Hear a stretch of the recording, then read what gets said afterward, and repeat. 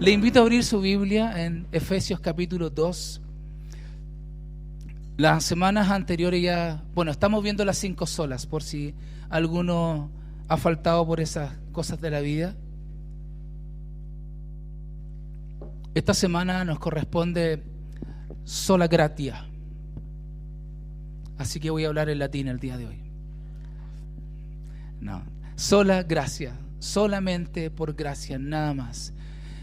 Hemos estado viendo sola escritura, sola fe y hoy día sola gracia. Vamos a comprender primero que todo qué es la gracia de Dios, cuál fue el costo de la gracia y cómo aplicaremos esta gracia para que no nos quedemos solamente en comprender y en saber y en el conocimiento, sino que cómo podemos bajar esto a la práctica, porque eso es lo más importante, ¿cierto? Podemos tener mucho conocimiento, pero si no lo llevamos a la práctica, no sirve de mucho, ¿cierto? Dice así la Escritura en Efesios capítulo 2, le dije, ¿cierto? Versos 4 y 5. ¿Lo tienen? Amén. Pero Dios, que es rico en misericordia,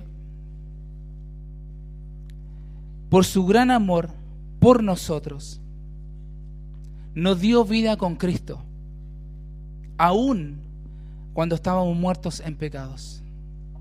Por gracia, ustedes han sido salvados.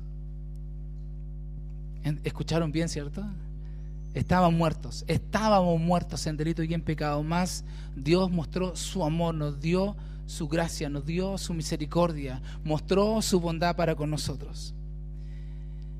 Hay unas palabras que dijo un hombre, Juan Calvino, yo sé que usted lo ha escuchado en alguna prédica también por ahí.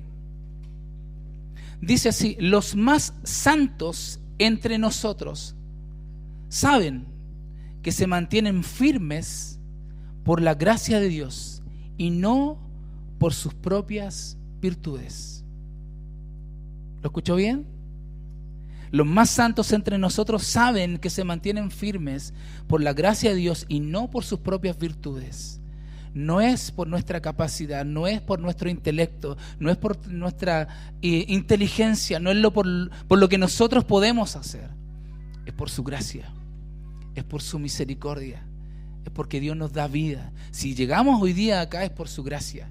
Si usted puede acercarse delante de Dios es por su gracia. Si usted puede cantar alabanza es por su gracia. Si puede orar al Dios Padre, Señor nuestro, es por su gracia. Es por su misericordia, nada más. Si usted se puede levantar incluso en esta mañana, respirar, caminar, ver, oler esa ducha calentita, ese pan crujiente en la mañana, es por su gracia. Es porque Dios le ha dado vida y tenemos que ser agradecidos. Amén. Haciendo un poquito de historia, hubo una época en la que esta verdad había quedado en el olvido, hasta que la Reforma Protestante irrumpió para recuperarla y proclamarla. La batalla de los reformadores en el siglo XVI fue contra la élite de la Iglesia Católica y la corrupción que emanaba de su sistema, que distorsionaba el Evangelio. Hoy en día todavía promueven que los méritos de los creyentes contribuyen a la salvación. Los protestantes rechazaron esa enseñanza porque es contraria a las Escrituras y lo que hemos estado viendo en estas prédicas anteriores, ¿cierto? Y afirmaron que la Biblia enseña que la salvación es por gracia sola, solamente por gracia, sin que ella tenga que estar acompañada de méritos que fueran suficientes para alcanzarla. No podemos, hermano. ¿Saben por qué no podemos? Ya lo van a ver. A medida que hombres y mujeres se apegaban a la Escritura, Dios los guió en la reforma hacia un entendimiento más bíblico del Evangelio y la necesidad de volver a colocar a Dios en el centro de todo y al ser humano en el lugar secundario, el que nos corresponde. Ahora, ¿por qué razón nosotros no podemos hacer nada al respecto? O no podíamos hacer nada. Estábamos muertos. Esa era la condición nuestra, nada más ni nada menos. Estábamos muertos, como dice Efesios capítulo 2, verso 1. Y Él os dio vida a vosotros cuando estabais muertos en vuestros delitos y en vuestros pecados. Así que cuando sale de nosotros esa justicia propia de que yo no soy tan malo, de que yo no he matado a nadie, de que por qué Dios tendría que juzgarme, vaya a la Escritura para que haga un recordatorio. Que estábamos separados de Dios, éramos enemigos de Dios, éramos contrarios a los pactos de Dios. Estábamos muertos, estábamos en tinieblas. Pero sin embargo Dios en su gracia y misericordia, aún en esa condición, Él te miró y te rescató. Amén. Amén. Está claro entonces que la gracia le corresponde ¿a quién? A Dios. Y la fe le corresponde al hombre. Pero pasa algo acá. Nosotros respondemos a la gracia de Dios. ¿Por qué? Por medio de la fe. Pero ¿saben qué? Esa fe también es dada por Dios. Así que no tenemos por dónde. Así que por eso, como les decía en un principio, si usted está acá, si estamos acá, es solo por su gracia. Nada más. Yo no sé dónde estaba usted en el momento que Dios lo llamó. Yo sí recuerdo muy bien dónde estaba. Literalmente dando jugo. Muerto. Enemigo de Dios. Pero sin embargo Dios en su misericordia, me acuerdo muy bien, era un día, estaba en una esquina haciendo literalmente nada bueno, pero sin embargo Dios tocó mi corazón. Y siempre recuerdo ese día porque Dios me dice, ¿qué estáis haciendo aquí? Ese día cambió mi vida hasta el día de hoy. Ya son 30 años. Por eso les digo que es por la gracia de Dios, no es por nada más. Nosotros no podemos añadir nada, no es mérito propio, no es porque yo recibí una mejor enseñanza o porque mis padres fueron cristianos alguna vez, porque es verdad, mis padres eran cristianos, pero yo no era cristiano, no era un hijo de Dios.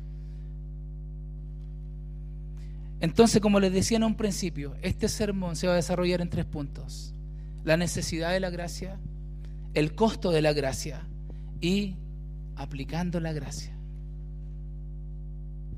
Espérense, ¿no? Entonces la gracia es la única fuente de la cual fluye la buena voluntad, el amor y la salvación de Dios para sus escogidos. Mire la definición que hizo este hombre, Abraham Bott. Yo no sé si lo ha escuchado alguna vez o ha leído algo de él.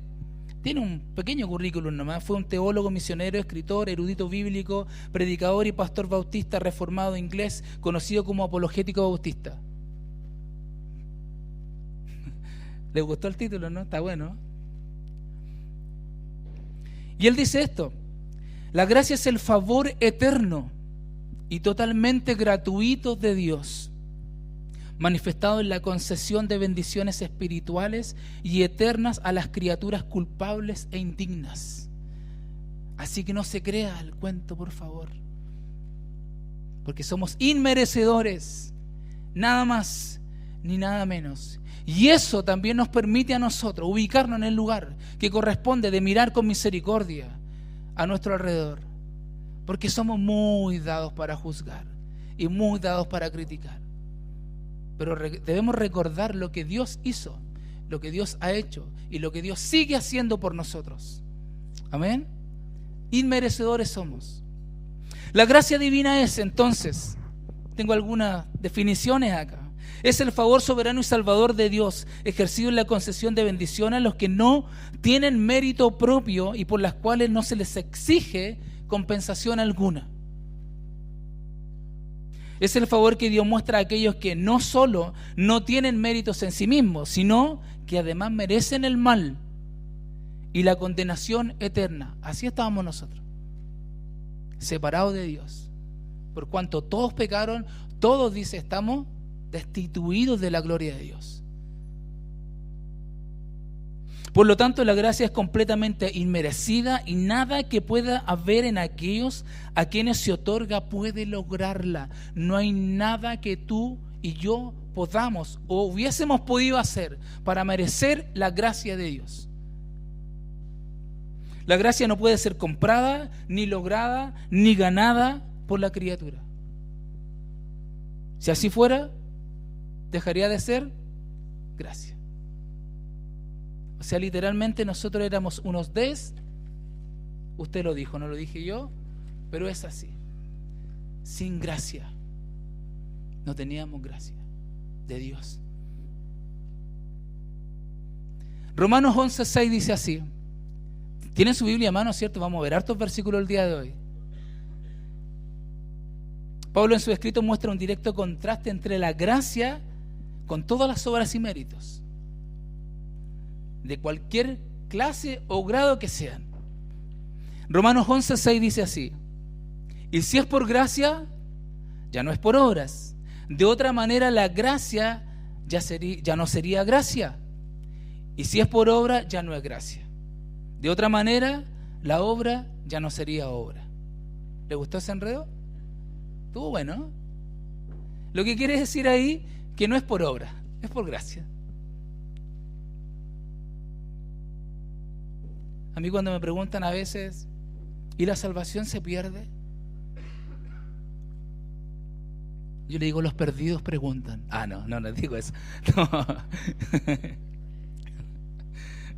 Yo le digo, la salvación es por gracia o por obras. Por gracia. Listo, ahí está tu respuesta. Porque si es por gracia, no es por obra. No hay nada que tú puedas añadir o que puedas hacer para perderla o para ganarla. Ahí está la respuesta. En Efesios 2, 8, 9 lo vimos la clase anterior, perdón, no estoy en el salón de clase. Lo vimos en la prédica también anterior. Efesios 2, 8, 9 dice: porque por gracia sois salvos por medio de la fe, y esto no de vosotros, pues es don de Dios, no por obras, para que nadie se gloríe.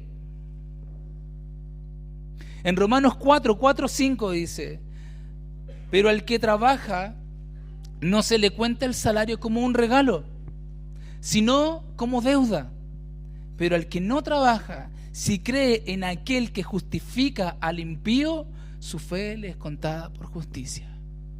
O sea, si usted trabaja, tienen que pagarle. Pero usted no hizo nada y recibió todo. ¿Cuántos dicen amén a eso? Qué bueno. Algunas características de la gracia que es importante verla. Primero que todo, es eterna. La gracia es eterna. Fue ideada antes de ser empleada, propuesta antes de ser impartida. Fue concebida en la eternidad pasada, antes de que todas las cosas fueran creadas. Y permanece para siempre en la eternidad futura. 2 Timoteo 1:9 dice: y Él nos salvó y llamó con llamamiento santo, no conforme a nuestras obras, sino según el propósito suyo. Y la gracia que nos fue dada en Cristo Jesús antes de los tiempos de los siglos. ¿Le quedó claro? Hemos sido amados con amor eterno. Con amor eterno te he amado, dice el Señor. O sea que esto nos sucedió hace 30 años atrás. En mi caso, fue antes de. Yo ni siquiera nacía, ni usted tampoco. Pero Dios ya lo había perdonado, lo había elegido, lo había predestinado para ser llamado su hijo. La gracia es eterna. La gracia también es gratuita. Nadie jamás la adquirió por merecimiento. Nadie hizo algo que lo hiciera merecedor del favor de Dios. No hay sacrificio, no hay obra, no hay acción que mueva el corazón de Dios a impartir esta gracia. No hay ser en el universo que pueda condicionar a Dios. Él es soberano. Nadie lo puede forzar u obligar, y menos aún comprar su favor. No es que yo voy a orar y le voy a doblar la mano a Dios para que Dios haga. No, está equivocado, hermano. Dios es soberano y Él hace lo que Él quiere, cuando quiere, como quiere, con el que quiere. Amén. En Deuteronomio 10:17 dice así: porque Jehová vuestro Dios es Dios de dioses y Señor de señores, Dios grande, poderoso y temible, que no hace acepción de personas, ni recibe sobornos, por si acaso. Romanos 3:4 dice: siendo justificados gratuitamente por su gracia. Hemos sido justificados por su gracia gratuitamente. Y otra característica de esta gracia es que es soberana. Dios ejerce y otorga su gracia a quien Él quiere. La gracia, al ser un favor inmerecido, ha de ser concedida de una manera soberana. Al ser Dios soberano y eterno, su gracia es otorgada de conformidad con su voluntad y elección. Mire lo que dice Efesios 1, 5 y 6. Por su amor nos predestinó para ser adoptados hijos suyos por medio de Jesucristo, según el puro afecto de su voluntad, para alabanza de la gloria de su gracia, con la cual nos hizo aceptos en el amado. Yo estaría saltando, no sé usted, para que lo veamos. La vida eterna, la salvación, es una dádiva, es un regalo de Dios. No puede conseguirse por las obras, ni reclamarse como un derecho.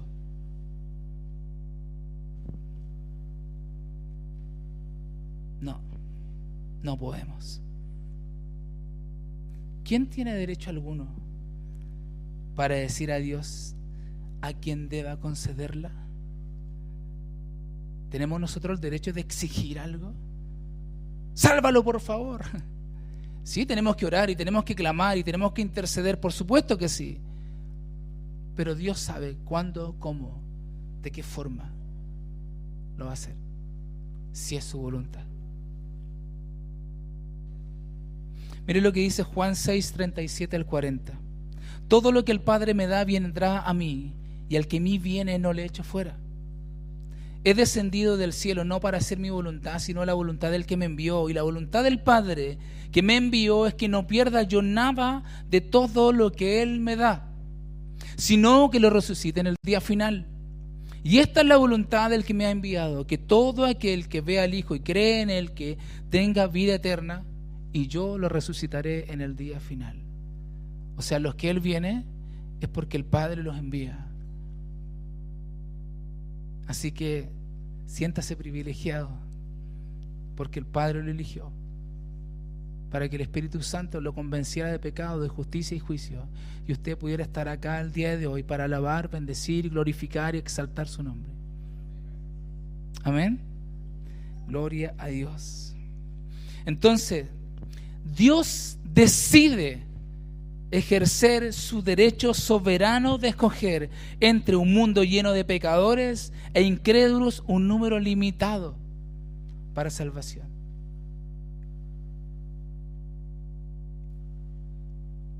Para el corazón no quebrantado, esto es demasiado humillante, ¿cierto?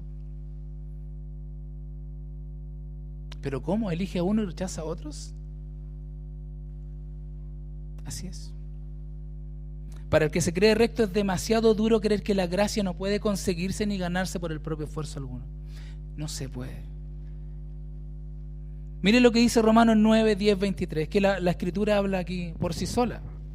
Pero no solo esto, dice, pues también Rebeca concibió de un solo hombre, de Isaac nuestro padre. No habían aún nacido, ni habían hecho aún ni bien ni mal, para que el propósito de Dios conforme a la elección permaneciera, no por las obras, sino por el que llama. Cuando Dios le dijo a Rebeca, el mayor servirá al menor, como está escrito, a Jacob amé, mas a Esaú aborrecí. ¿Qué pues diremos? ¿Que hay injusticia en Dios? De ninguna manera. Pues a Moisés dice, tendré misericordia del que yo tenga misericordia y me compadeceré del que yo me compadezca. Así que no depende del que quiere ni del que corre, sino de Dios que tiene misericordia, porque la Escritura dice al faraón: para esto mismo te he levantado, para mostrar en ti mi poder, y para que mi nombre sea anunciado por toda la tierra. De manera de quien quiere, tiene misericordia, y al que quiere endurecer, endurece. Pero me dirás: ¿por qué pues sin culpa? ¿Quién ha resistido a su voluntad? Pero tú, hombre, ¿quién eres para que alterques con Dios? Dirá el vaso de barro al que lo formó: ¿por qué me has hecho así? ¿Acaso no tiene potestad el alfarero sobre el barro para hacer de la misma masa un vaso para honra y otra para deshonra? ¿Y qué si Dios, queriendo mostrar su ira y hacer notorio su poder, soportó con mucha paciencia las voces de ira, los vasos de ira preparados para destrucción? Él, para hacer notorias las riquezas de su gloria, las mostró para con los vasos de misericordia que había preparado de antemano para gloria. Ahí está, pero más claro echarle agua, ¿cierto? Entonces esto es por gracia. La salvación, la vida eterna es por gracia, no es por lo que tú puedas hacer. ¿Cuántos dicen amén a eso? Mire, veamos algunos ejemplos rápidamente de la gracia de Dios, y ponga su nombre ahí también, porque estamos en la lista. Pero uno bien conocido, Abraham. Jehová había dicho a Abraham: vete de tu tierra y de tu parentela y de la casa de tu padre a la tierra que Jehová te mostraré. A la tierra que te mostraré, haré de ti una nación grande, te bendeciré, engrandeceré tu nombre y serás bendición. Bendeciré a los que te bendigan, y los que te maldigan maldeciré, y serán benditas en ti todas las familias de la tierra. Él decidió que fuera Abraham. ¿Y cómo era Abraham? Un hombre temeroso de Dios. No, era un idólatra. ¿Dónde vivía? En Ur de los Caldeos. No dice lo mismo de Job, ¿cierto? Varón perfecto, no hay como él. Pero de Abraham no dice eso. Otros más, publicanos y rameras. Uy.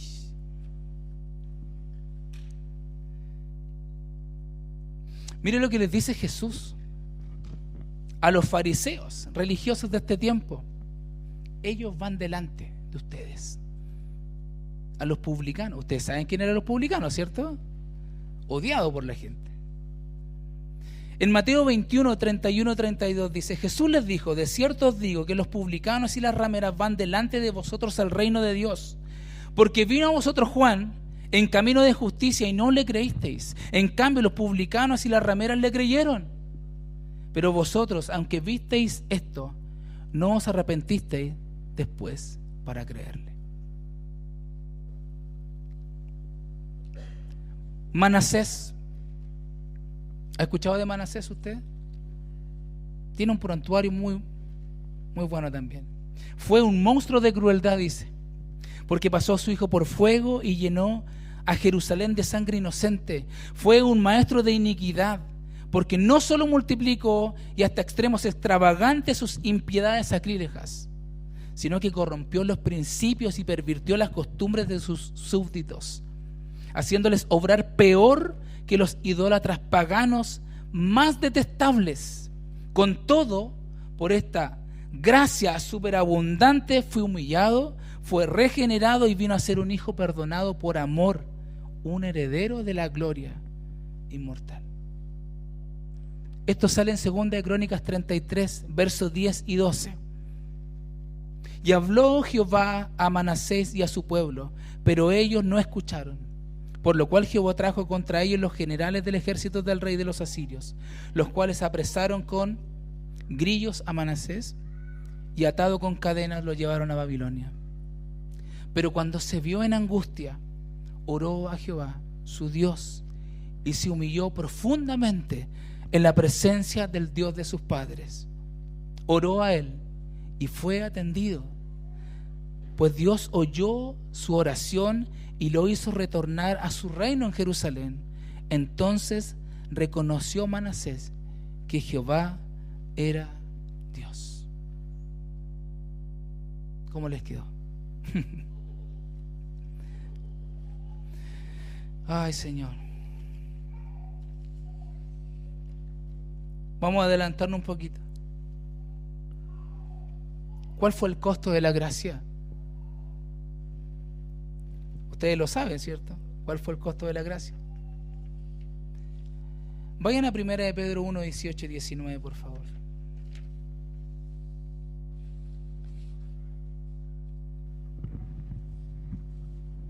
Dice así: sabiendo que no fuisteis redimidos de vuestra vana manera de vivir, heredada de vuestros padres, con cosas perecederas como oro o plata, sino con sangre preciosa, como de un cordero sin tacha y sin mancha, la sangre de Cristo. Ese es el costo de la gracia. La palabra gracia siempre debe llevarnos a pensar que implica algo que recibimos sin merecerlo, pero por el cual hubo un precio previamente pagado. Para nosotros es gratis, para Cristo no lo fue. Fue maldecido, porque maldito todo es el que es colgado en un madero. Recuerden ustedes, no lo tenía aquí en mis apuntes, pero me acordé ahora, Colosenses capítulo 2, verso 14, si lo tienen ahí, anótenlo. Dice que el acta de decreto, dice, Él anuló el acta de decretos que nos era contraria y las colgó y la clavó en la cruz. Eso le costó a Cristo, la cruz, la muerte, su sangre derramada por nosotros, por nuestra culpa.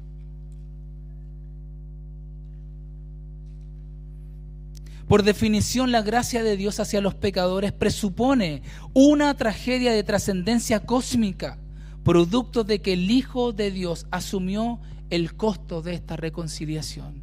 De la única forma que usted y yo pudiésemos ser reconciliados con el Padre, alguien tenía que pagar. Recuerde Génesis. ¿Quién tuvo que pagar por Adán y Eva? Un cordero. Para ser vestida su desnudez tuvieron que matar un cordero. Hubo que derramar sangre inocente. Eso nos mostraba a nosotros lo que venía. El profeta Isaías, en Isaías 53, versos 3 y 4, testifica del sufrimiento de Cristo. Dice así: fue despreciado y desechado de los hombres, varón de dolores, experimentado en aflicción, y como uno de quien los hombres esconden el rostro, fue despreciado y no lo estimamos. Ciertamente Él llevó nuestras enfermedades y cargó con nuestros dolores. Con todo, nosotros lo tuvimos por azotado, por herido de Dios. ¿Se dan cuenta de lo que dice? Por azotado, por herido de Dios y afligido. Literalmente así fue. El pecado provocó un problema cósmico que rompió nuestra relación con Dios. Sin embargo, Dios podría habernos ignorado, podría habernos matado, eliminado, pero sin embargo, Él no hizo eso, sino que nos miró con misericordia. Porque podría haber hecho exactamente lo mismo que hizo en el diluvio: matarlo a todos y empezar otra vez. Pero no lo hizo. Quizás nosotros podríamos haber estado muertos hace rato, pero Dios ha tenido misericordia de nosotros. Porque usted ha pecado, ¿no? Por supuesto que sí. Todos hemos pecado, hemos transgredido la ley de Dios. Y aún sabiendo hacer lo bueno, no lo hacemos igual. La gracia no tiene costo para nosotros, pero tuvo un precio altísimo, altísimo para Dios, porque fue su propio Hijo. En Efesios 2, 4, 5, ahí encontramos nosotros la razón de nuestra salvación. Dice, pero Dios, que es rico en misericordia, dice, por causa del gran amor con que nos amó, aun cuando estábamos muertos en nuestros delitos, nos dio vida juntamente con Cristo. Esa es la razón. Su amor, su misericordia. Nada más. Romanos 5, 15 al 17 dice así: pero el don no fue como la transgresión, porque si por la transgresión de aquel uno muchos murieron, la gracia y el don de Dios abundaron para muchos por la gracia de un solo hombre, Jesucristo. Y con el don no sucede como en el caso de aquel que pecó, porque ciertamente el juicio vino a causa de un solo pecado para condenación, pero el don vino a causa de muchas transgresiones para justificación. Si no por la transgresión de uno solo reinó la muerte, mucho más reinarán en vida por uno solo, Jesucristo, los que reciben la abundancia de la gracia y el don de la justicia. Verso 21, ahí mismo en el 5. Porque así como el pecado reinó para muerte, así también la gracia reinará por la justicia para vida eterna mediante Jesucristo nuestro Señor.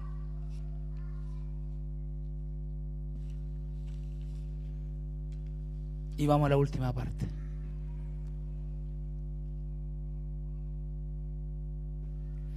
¿Cómo aplicamos todo esto, amados hermanos? Porque entendemos, es por gracia. No lo merecemos. Dios ha tenido misericordia de nosotros. Ha mostrado su bondad. Entendemos que es por medio del sacrificio de Cristo. Pero ¿cómo lo llevamos a la práctica? Ese es el punto. Porque tenemos que relacionarnos con gente, con esposas, esposos, hijos, jefes, compañeros de trabajo, universidad, amigos, amigas, novias, novios. Póngale el nombre que usted quiera. Quiero que vayan mientras tanto a Mateo 7. Vamos a leer del 1 al 5. Para muchos de nosotros, la gracia que abrazamos en la cruz reduce solamente a la obra redentora de Dios. Tendemos a limitar la gracia de Dios a su gracia salvadora, nada más que eso. Hemos sido salvados, tenemos vida eterna, somos hijos de Dios. Amén. Vamos a la iglesia. La experiencia de estaba perdido, pero ahora ha sido encontrado. Estaba en tinieblas, ahora estoy en la luz. Estaba ciego, mas ahora veo. ¿Cierto? Y a veces podemos limitar solamente la gracia a eso, nada más, pero no. Leamos lo que dice Mateo 7 del 1 al 5. Dice: no juzguen para que nadie los juzgue a ustedes, porque tal como juzguen, se les juzgará. Y con la medida que midan a otros, se les medirá a ustedes. ¿Por qué te fijas en la astilla que tiene tu hermano en el ojo y no le das importancia a la viga que está en el tuyo? ¿Cómo puedes decirle a tu hermano: déjame sacarte la astilla del ojo, cuando ahí tienes una viga en el tuyo? Hipócrita, saca primero la viga de tu propio ojo, entonces verás con claridad para sacar la astilla del ojo de tu hermano. Proverbios 11:12, búsquenlo también. Dice: el falto de juicio desprecia a su prójimo, pero el entendido refrena su lengua.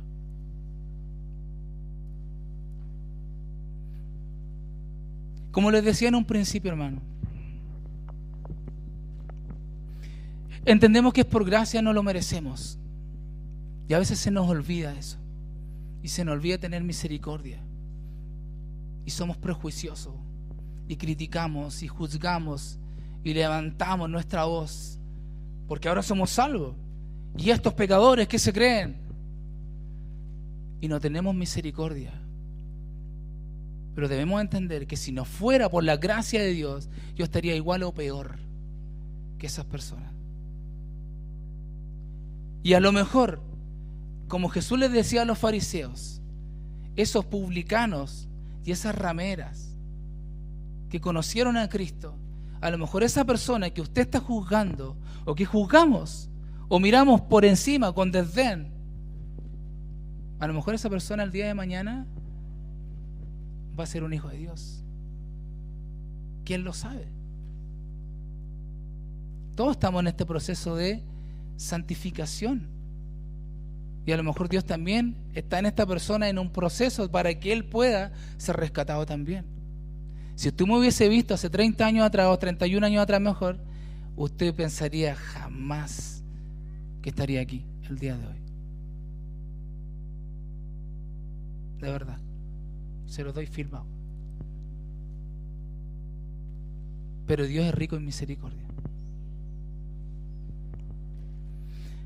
Y quise hacer una diferencia aquí entre dos cosas: espíritu crítico, espíritu de gracia. Si alguien se siente identificado acá, es pura casualidad nomás esta cuestión, nada más. Partiendo por este personaje que está acá. El espíritu crítico tiene la tendencia a condenar a la persona, pero el que tiene un espíritu de gracia condena la acción, no a la persona. Porque todos cometemos errores, ¿o no? Amén. Aquí escucho harto amén ahora. Pero ¿cuál es nuestra tendencia natural? Es a condenar a la persona, no a la acción. Lo que pasa es que, y levanta, ¿se da cuenta ese dedo, no? Lo que pasa es que es impresionante lo que sucede. Se nos olvida que Dios ha tenido misericordia de nosotros y que tenemos, como dice la Escritura, perdonar. Bendecir a quien te maldice. Al que te da la mejilla, pon la otra. Al que te pida llevar la carga una milla, llévala dos. O sea, nuestra vida debiese ser diferente, trascendente. El espíritu crítico ridiculiza al otro, no escucha, no tiene toda la información, sin embargo juzga igual. Pero déjame explicarte, no quiero escuchar nada, ninguna explicación. Sin embargo, el espíritu de gracia escucha a la otra persona, todo lo que tiene que decir, aunque haya cometido el error. ¿Se imagina si nosotros fuéramos, si Dios fuera como nosotros somos? Estaría vacío esto. Pero gracias a Dios que Él tiene misericordia. Y su palabra dice que su misericordia se renueva sobre nosotros cada mañana. Y su misericordia es de la eternidad y hasta la eternidad. Y Él hace una diferencia. Por eso dice que tenemos que ser como nuestro Padre. Y no está hablando de perfección, de no equivocarse, sino de tener misericordia con los demás. Porque su palabra también lo dice, que le hace salir el sol sobre buenos y malos, justos y injustos, y envía su lluvia igual. Pero nosotros no somos así. Que se pudra. El espíritu crítico juzga según las apariencias. ¿No le ha pasado a usted? A mí, hartas veces. Uno de repente ve a alguien y dice, ya sé, ya caché ya. Y se equivoca. Por eso cuando alguien me conoce me encuentra súper pesado. Me juzgan por favor, es verdad. Pero después cuando me conocen se dan cuenta que soy más pesado de lo que ellos pensaban. Juzgan según las apariencias. El espíritu de gracia juzga según los hechos, no según la apariencia. El espíritu crítico asume lo peor. Es una persona prejuiciosa. Prejuicio. ¿Usted sabe lo que entiende? Prejuicio. El espíritu de gracia no asume, sino que examina. Él mira con misericordia. Porque debemos recordar, a mí me gustaría, no sé, si yo me equivoco, que me perdonen. ¿Le gustaría eso a usted? Porque usted se equivocó mucho y Dios lo ha perdonado muchísimo. Pero ¿y cómo actuamos nosotros? Nos falta gracia. Nos falta gracia. El espíritu crítico destruye la reputación de otros. Sin embargo, el espíritu de gracia discierne bien o mal y habla con la persona. Se acerca, conversa con ella, atiende su necesidad. Porque uno no sabe. A lo mejor está pasando alguna dificultad y uno está juzgando antes. El espíritu crítico confronta públicamente. Ojalá dejarlo en vergüenza. Y el espíritu de gracia confronta privadamente. Ven, quiero conversar contigo. Necesitamos conversar.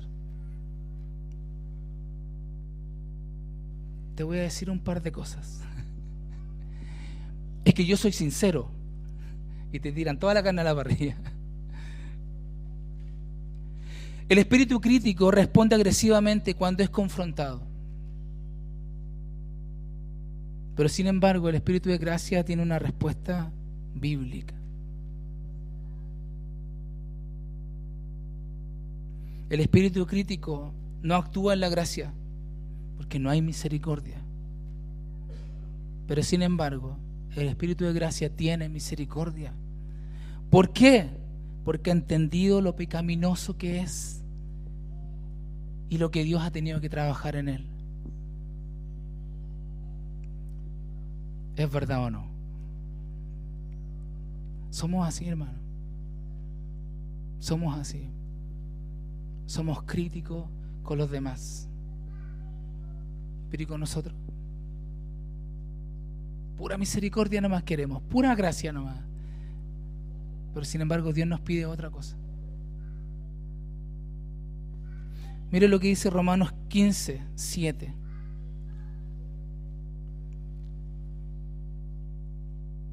Versión NBI, la tengo yo acá por si acaso. Por tanto, dice, acéptense mutuamente, así como Cristo los aceptó a ustedes para la gloria de Dios. ¿Qué tenemos que hacer entre nosotros? Aceptarnos. ¿En serio?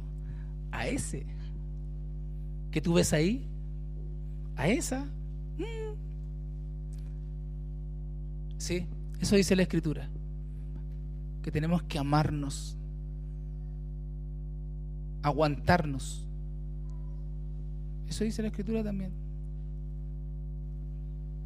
El espíritu juzgador se cree superior a los demás, por eso juzga. Pero el único que realmente puede juzgarnos a nosotros es Cristo Jesús. ¿Se acuerdan cuando llevaron a la ramera frente a Jesús? La ley de Moisés dice, ¿y tú qué dices?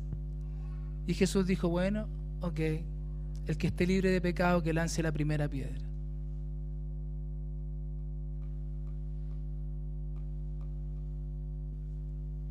Jesús le dijo, ni yo te condeno. ¿Podría haberlo hecho? Totalmente. Ni yo te condeno, vete y no peques más. Mostró misericordia.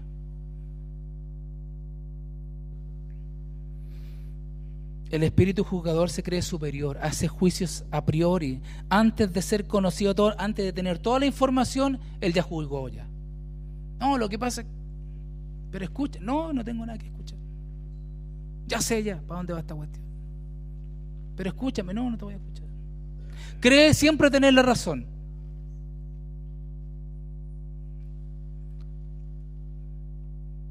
Usa el sarcasmo como broma. ¿No le ha pasado? ¿Yo? ¿Sarcástico? No. Somos así. Somos porque yo soy así. Pero eso revela realmente lo que está en el corazón nuestro. La falta de misericordia. Tiene espíritu crítico con los hermanos, con las iglesias, porque se creen mejores. ¿Nos creemos mejores que los demás? y juzgamos y nos reímos y nos burlamos porque no creen igual que yo creo. Y eso no está bien. Eso está mal. Hay cosas que sí tenemos que juzgar, pero hay otras que no. Porque si no hubiese sido por la gracia de Dios, también estaríamos errados nosotros. Y seguiríamos errados a lo mejor. Y creyendo a lo mejor de la forma que creíamos, que estábamos bien, porque nos enseñaron así.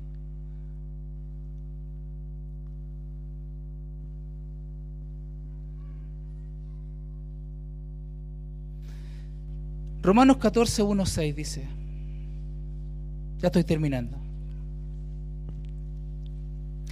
recibid al débil la fe, pero no para contender sobre opiniones, porque uno cree que se ha a comer de todo, otro que es débil come legumbres. El que come no menosprecia al que no come, y el que no come no juzga al que come, porque Dios le ha recibido. ¿Tú quién eres que juzgas al criado ajeno? Para su propio Señor está en pie, o cae, pero estará firme, porque poderoso es el Señor para hacerle estar firme. Uno hace diferencia entre día y día, otro juzga iguales todos los días. Cada uno esté plenamente convencido en su propia mente. El que hace caso del día, lo hace para el Señor, y el que no hace caso del día, para el Señor no lo hace. El que come, para el Señor come, porque da gracias a Dios. Y el que no come, para el Señor no come, y da gracias a Dios.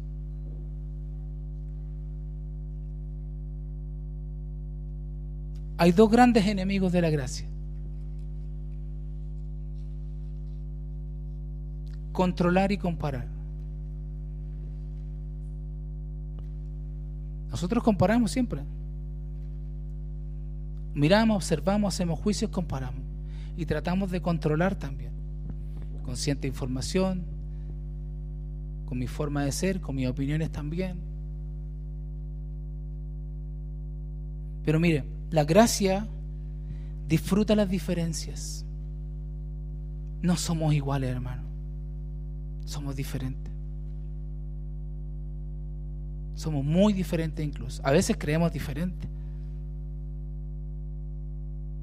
Lo que tenemos que creer igual es la palabra del Señor. La gracia disfruta la diferencia. La gracia nunca florecerá en un corazón controlador, porque usted quiere controlar la situación y no deja que Dios actúe a través de usted. ¿Usted conoce la regla de oro? ¿No? Mateo 7:12 dice así: todo cuanto queráis que os hagan los hombres, así también haced vosotros con ellos, porque esta es la ley y los profetas. Y a veces uno lo entiende mal esto. Dice: no hagas para que no te hagan. Pero sin embargo la Escritura dice otra cosa: que tenemos que hacer el bien, sembrar bien, hablar bien. ¿Para qué? Para que también podamos recibir lo mismo. Si sembramos mal, obviamente vamos a cosechar muy mal.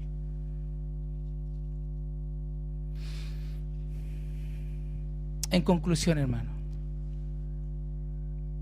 la preciosa gracia divina, la eterna y soberana gracia, es derramada sobre los creyentes, sin importar su origen o su pasado. Es impartida por el Dios soberano como un regalo inmerecido a aquellos que fueron elegidos desde antes de la fundación del mundo para ser hechos hijos de Dios. Esos cuyo nombre fue escrito en el libro donde se registran los seguidores del Cordero desde antes de la creación. Mire lo que dice Apocalipsis 13:8.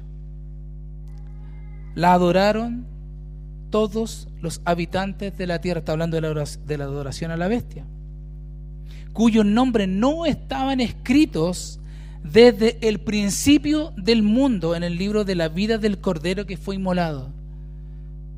Entonces los que están escritos, estaban escritos, y los que no, ya no estaban. Esto es por elección. Dios lo quiso.